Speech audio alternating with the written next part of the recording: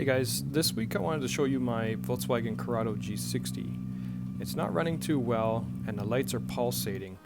It seems like my battery is dying, but it's not. It's actually the alternator. So here's a quick diagram of the alternator.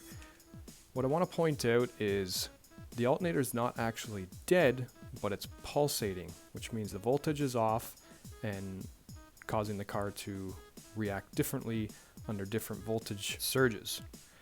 These surges are caused by what I'm about to explain in this diagram. So the red's going to represent copper coil that collects the DC voltage. The black squares that are around the center circle are the rotors that spin the brushes, creating the voltage.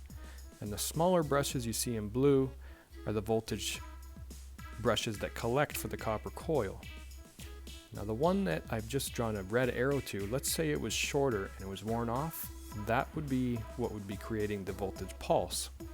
So for today's task list, we have purchasing a new alternator, we're going to remove the old alternator, and we're going to install a new alternator. I've purchased a premium Bosch rebuilt alternator. We're in good shape so far. First item, check. This is my 1991 Volkswagen Corrado G60. It was in need of a lot of help when I first purchased it, but as I've shown you on the other videos, perseverance is key to owning a classic vehicle. This is the alternator we're going to be changing. The first step we need to do is remove the battery. We don't want to have any arcs happening as we're removing the alternator. With the power off, we can disconnect our power lines. The black cord you notice that's clipped on there with a metal tie strap, that's actually the knock sensor electrical cord. That can't be tied to any part of the motor that would sense a false knocking sensation. Let's remove that plastic guard and get to relieving the tension off this alternator. One of my favorite tricks is to use two wrenches, tie them together, and use them as a pry bar. But what I want to point out is on the Corrado G60, you have to make sure that the wrench is locked against the aluminum portion, or else you'll just strip the nut when you relieve the tension. So with clipping those wrenches together, we're able to remove the belt, and with the tension off, you can remove the bolt and the tensioner.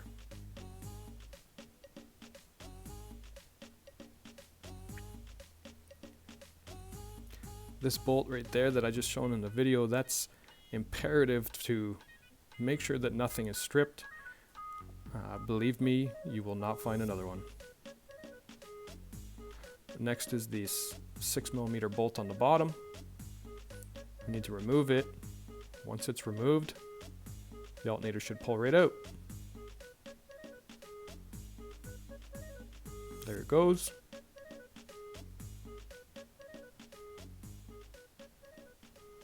Next item, check.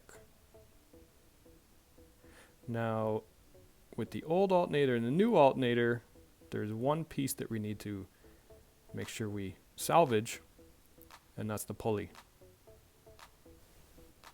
Now the next thing I want to mention is when you're replacing an alternator, you want to make sure that the battery is in operable condition, or just replace it altogether, because I've had it before where the battery is actually the cause of all the alternator was fried. So if you install a new alternator, it'll just refry again. So I've changed the pulley on the old alternator to the new alternator, and there you see the new alternator in place. Now what I found out was the old alternator that I had wasn't actually the G60 alternator. It was actually just another alternator from a typical 1.8 liter. And the reason why I know that is because it didn't have the mounting bracket that's typical for the G60.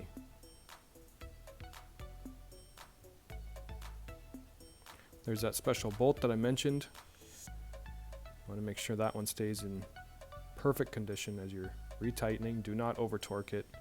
I've found it's always easier to go back and retighten than it is to replace the bolt.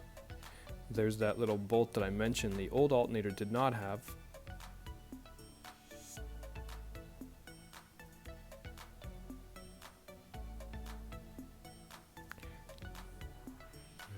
pull the tension back up again in order to get that serpentine belt back on. Once everything's bolted in place and the serpentine belt is back on, you can go ahead and put all your electrical connections back on.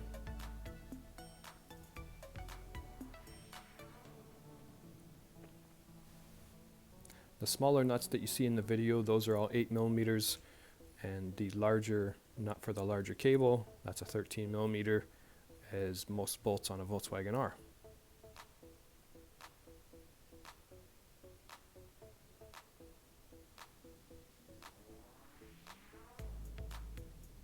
With the G60, typically there's a cover that goes over the alternator. That's to save your hood from any dents if the serpentine belt were to snap and come flicking back up around and hit your hood. So make sure that this cover is put back in place and tightened on properly.